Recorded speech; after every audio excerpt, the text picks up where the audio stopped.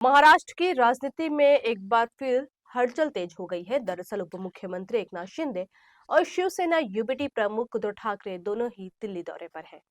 जहां एक तरफ मंगलवार को उप मुख्यमंत्री एकनाथ शिंदे दिल्ली पहुंचे, तो वहीं 6 जुलाई से 3 दिवसीय दौरे पर उद्धव ठाकरे भी दिल्ली रवाना हो चुके हैं। उनके साथ बेटे आदित्य ठाकरे भी हैं। आदित्य और उद्धव दोनों ही राहुल गांधी से व्यक्तिगत रूप से मुलाकात करेंगे। एक हफ्ते में शिंदे का यह दूसरा दिल्ली दौरा है, जिसे राजनीतिक और प्रशासनिक दृष्टि से बेहद अहम माना जा रहा है।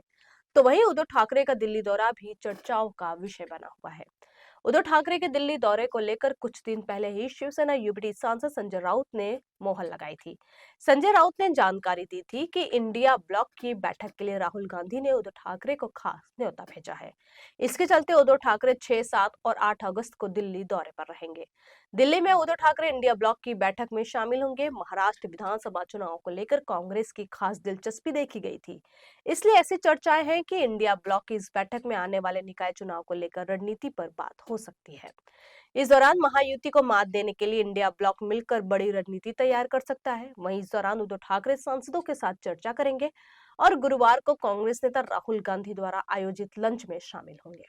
उद्धव ठाकरे का यह दौरा महायुति की जीत और शिवसेना यूबीटी के हार के बाद उनकी पार्टी की रणनीति को फिर से संगठित करने का हिस्सा माना जा रहा है। गौरतलब है कि विधानसभा चुनाव में शिवसेना यूबीटी को केवल 20 सीटें मिली थी, जबकि शिंदे की शिवसेना ने 57 सीटें जीती थी।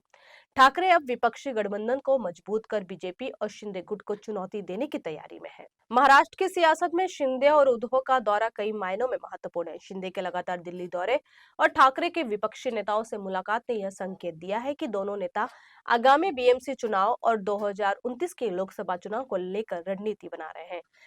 शिंदे का दौरा बीजेपी के साथ गठबंधन में अपनी स्थिति को और मजबूत करने की कोशिश में है, जबकि ठाकरे विपक्षी एकता को मजबूत कर अपनी खोई जमीन वापस पाने की जद्दोजहद में है।